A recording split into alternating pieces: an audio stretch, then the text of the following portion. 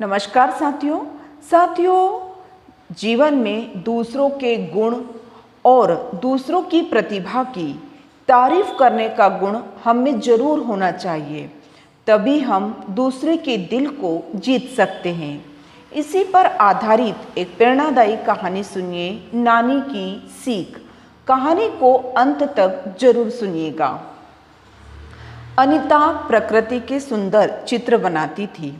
वह अपने शहर के कई चित्रकला प्रतियोगिताओं में भाग ले चुकी थी और उनमें सफल भी हुई थी। उसके दोस्त भी उसकी इन सफलताओं से बहुत खुश रहते थे। जब अनीता ने नई दिल्ली में एक बड़ी प्रतियोगिता में पुरस्कार जीता तो उसने अपनी मौसेरी बहन निशा को बेंगलुरु में ईमेल भेजा। उस ईमेल में उसने अपनी चित्रकला प्रतियोगिताओं की सफलताओं के बारे में भी लिखा। एक हफ्ते के बाद निशा ने अनीता को जवाबी ईमेल लिखा, जिसमें उसने अपनी लेखन प्रतियोगिता की सफलताओं के बारे में लिखा था, लेकिन उसने अनीता की सफलताओं के तारीफ में एक शब्द भी नहीं लिखा था। अब अनीता और निशा अक्सर ही अपनी अपनी तारीफ भरे ईमेल एक दूसरे को भेजने लगी थी।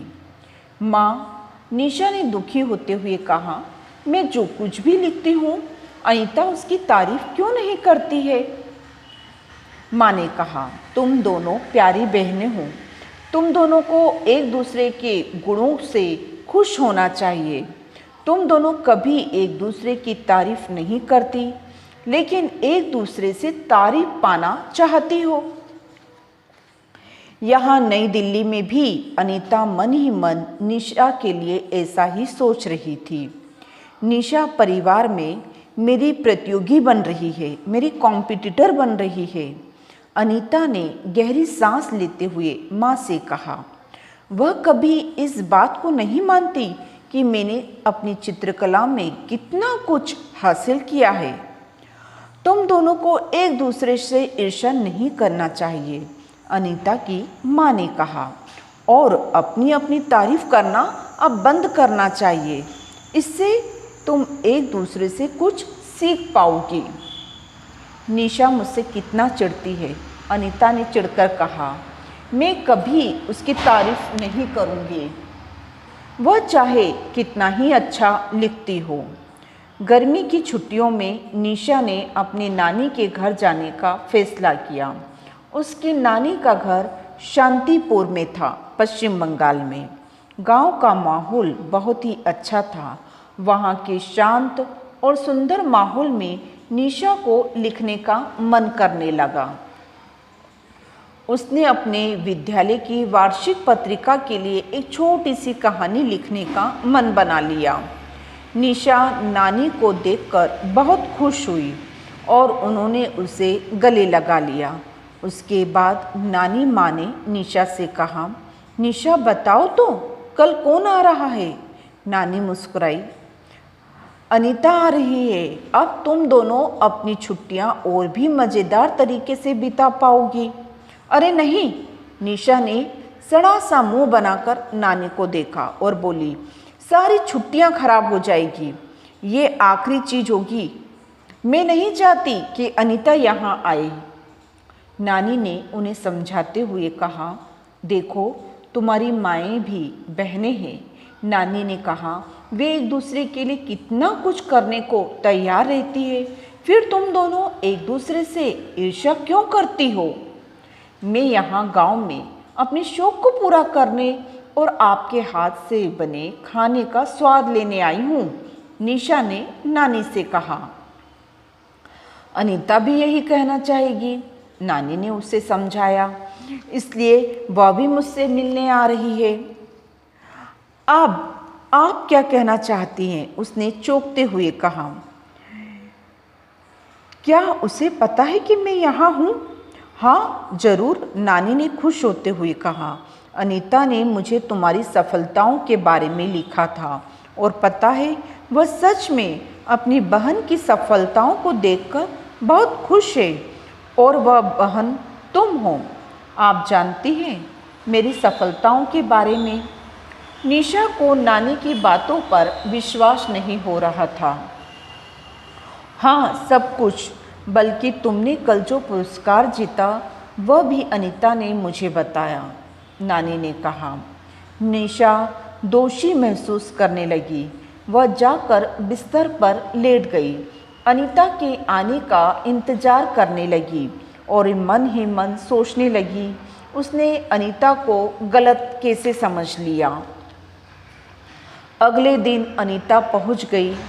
हे भगवान, उसने गुस्से ड्रैगन की तरह मुंह सिकोड़ कर कहा, आपने मुझे एक बार भी बताया होता कि निशा यहाँ है तो मैं यहाँ नहीं आती। नानी मुस्कुराई। मुझे समझ नहीं आता तुम दोनों बहनें लड़ती क्यों रहती हो। निशा तुम्हारी सफलताओं पर कितना खुश है। उसने मुझे बताया तुम कितने सुंदर चित्र बनाती हो। क्या सच में? अनीता का मुंह खुला रह गया। वह ऐसा मानती है कि तुम जितने सुंदर चित्र बनाती हो उतना अच्छा तो वह लिख भी नहीं पाती। अनीता को शर्म महसूस हुई। उसने नानी से कहा, निशा है कहाँ? मैं जल्दी से उससे मिलना चाहती हूँ। अनीता दबे पैर बगल वाले कमरे में गई। वहाँ निशा अपनी कहानी लिख रही थी। अनीता आराम से निशा के बगल में खड़ी हो गई। निशा को पता नहीं था कि अनीता उसकी कहानी पढ़ रही है।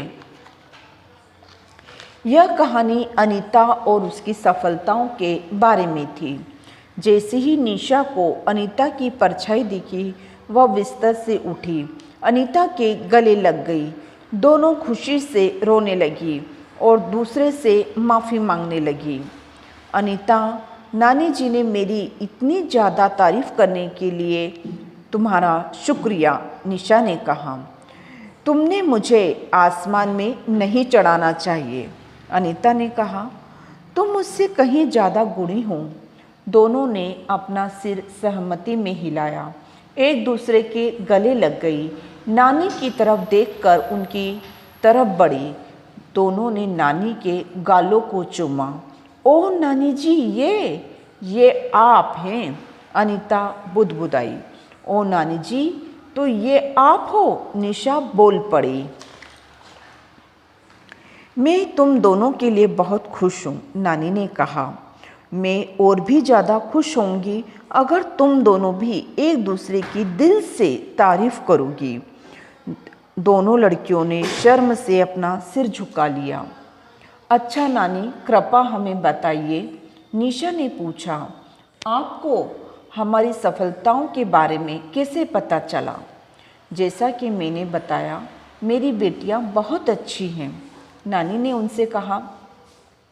अनीता की माँ ने मुझे फ़ोन करके बताया कि वो कितनी खुश है निशा की सफलताओं के बारे में सुनकर। और निशा की माँ ने मुझे चिट्ठी लिखी जो अनीता के तारीफ़ों से भरी हुई थी। मैं कितनी बेवकूफ़ थी, अनीता गहरी सांस लेते हुए फुसफुसाई। मैं कैसे अनीता की सफलताओं को देख नहीं पाई, निशा ने खुद से कहा। हमेशा दूसरों की सफलताओं में महानता देखने की कोशिश करनी चाहिए।